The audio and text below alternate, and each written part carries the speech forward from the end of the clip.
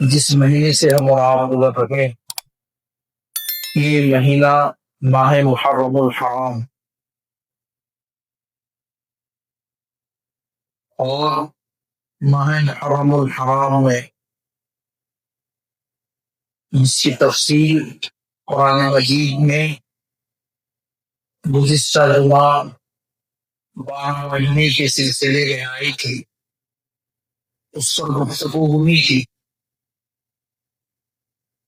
ماہ محرم الحرام میں اس امت کو جو عمل دیا گیا ہے وہ دو عمل ہیں۔ دو عمل ایسے ہیں جو محرم الحرام کے مہینے سے تعلق رکھتے ہیں،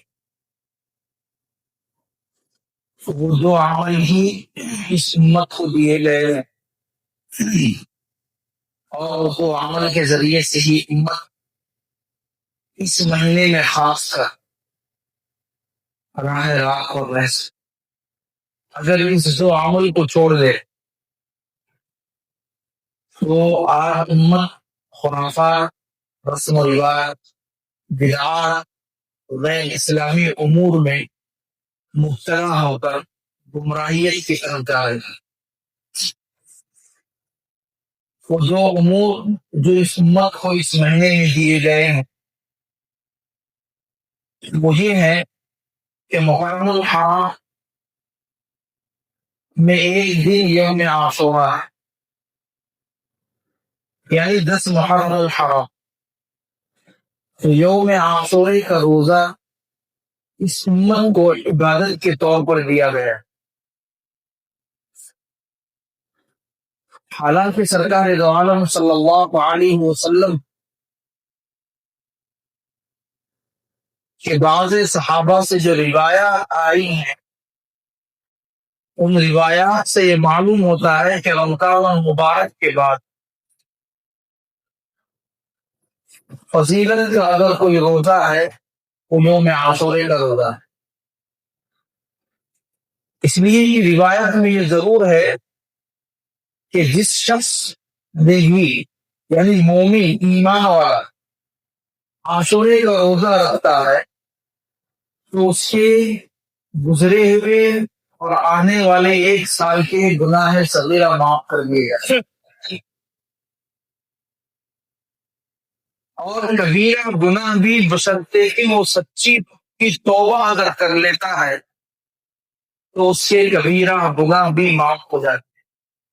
لیکن وہ گناہ جو حقوق العبد سے تعلق رکھتے ہیں جب تک بندوں سے معافی نہ مانگ لی اس گناہ کی معافی نہیں۔ تو یوم عاشورے کا جو روزہ ہے یہ بڑی فضیلت والا روزہ ہے۔ تو اس امت کو ایک عمل کو یہ دیا گیا ہے کہ اس مہینے میں صرف یوم عاشورے کا روزہ۔ حضرت ابن عباس رضی اللہ عنہ کی روایت سے یہ بھی پتہ چلتا ہے کہ سرکار دو عالم صلی اللہ علیہ وسلم جب مدینہ تشریف لائے کافی عرصے کے بعد اہل کتاب کو بھی وہاں دیکھا کہ وہ یوم عاشورے کو یعنی 10 محرم الحرام کو وہ لوگ بھی روزہ رکھتے۔ اہل کتاب یعنی اس وقت یہودی تھے وہاں پر مدینے میں، تو وہ لوگ بھی روزہ رکھتے تھے۔ سرکار دو عالم صلی اللہ علیہ وسلم نے ان سے روزہ رکھنے کی وجہ دریافت کی تو انہوں نے یہ کہا کہ اس دن اللہ رب العالمین نے حضرت موسیٰ علیہ السلام اور فرعون کے ظلم سے نجات دے کر دریائے نیل سے پار فرمایا، تو ہم شکرانے کے طور پر اس دن روزہ رکھتے۔ حضور صلی اللہ علیہ وسلم نے جواباً عرض کیا بنسبت آپ کے ہمارا حضرت موسیٰ علیہ السلام سے بہت گہرا تعلق اور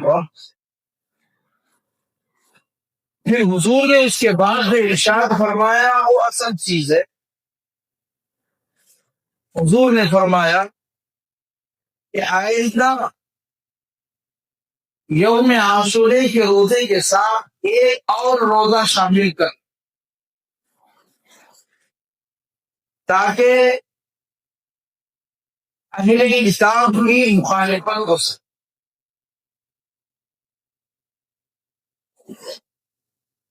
زندگی نے وفا نہیں کی، حضور آئندہ اس دنیا سے پردہ فرما میں آئندہ سال آنے سے قبل۔ اب بعض مفسرین اور فقہاء محدثین کا یہ کہنا ہے کہ حضور نے اہل کتاب کی عبادت میں یعنی روزوں میں مخالفت کا حکم دیا ہے، تو 9 محرم الحرام اور 10 محرم الحرام کو روزہ رکھے، یا پھر 10 محرم الحرام اور 11 محرم الحرام کو روزہ رکھے، یہ 2 روز۔ تھوڑی دیر کے لیے یہاں پر یہ سوچو کہ وہ محمد عربی صلی اللہ علیہ وسلم جو ساری انسانیت کی طرف نبی بنا کر بھیجے گئے اور قیامت تک کے آنے والے نسل انسانی کے لیے پیغمبر اور نبی بنا کر مبعوث کیے گئے، جن کی کتاب و شریعت یعنی کتاب اللہ اور سنت رسول اللہ کے ذریعے سے ہی انسان ہدایت کے راستے کا انتخاب کر سکتا ہے، ویسی شخصیت یہ فرما رہی ہے کہ خالق الیہود والنصارى،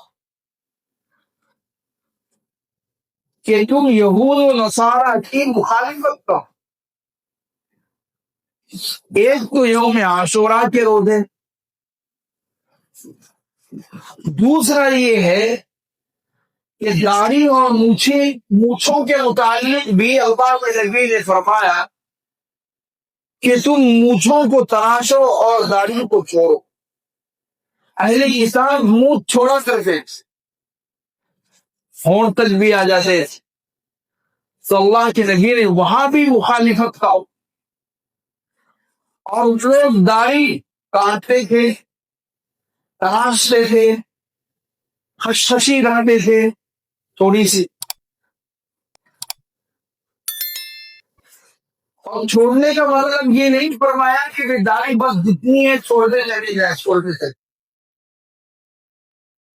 اس میں بھی سرکار دو عالم صلی اللہ علیہ وسلم نے اپنے عمل کے ذریعے سے امت کو یہ درس دیا، جس کے راوی خود حضرت ابن عبداللہ ابن عمر رضی اللہ تعالیٰ عنہ۔ ترمذی کے اندر یہ روایت موجود ہے کہ حضرت عبداللہ ابن عمر رضی اللہ تعالیٰ اپنی داڑھی مبارک کو اس طرح سے پکڑتے اور ایک مشت سے جو زائد ہوتی اس کو کاٹ دیتے۔ دیکھنے والوں نے پوچھا کہ بھی یہ کیا ہے؟ کہا کہ یہی سنت طریقہ ہے نبی پاک علیہ السلام۔ اپنے ہاتھ کا ایک مشت مراد ہے، دوسروں کے ہاتھ کا نہیں، اپنی داڑھی کو اپنے ہاتھ سے ایک مشت اس طرح سے اگر آپ کر لیں گے، ایک مشت سے زائد جو ہے اس کو تراشنے کا، ادھر سے اور ادھر سے، چھوڑ دینے کا حکم نہیں۔ تو خیر بتانا یہ مقصد ہے کہ عبادات میں بھی آپ صلی اللہ علیہ وسلم نے یہودیوں کی، اہل کتاب کی، نصرانیوں کی مخالفت کا حکم دیا گیا۔ اب ہمارے قوم کا حال یہ ہے کہ ہم عبادات تو کرتے ہیں لیکن دیکھتے نہیں ہیں کہ بھی ہم عبادت میں اس کے مشابہ ہو رہے ہیں، کس کے مشابہ ہوتے ہیں نہیں دیکھ رہے۔ قرآن مجید میں اللہ نے صاف اعلان کیا خذوا زینتکم عند کل مسجد، کہ تم جب مسجدوں کو آؤ اللہ کی عبادت کے لیے اچھی طرح سے اپنے آپ کو بند سنور کر بہترین انداز میں اخلاق کے دائرے میں آؤ۔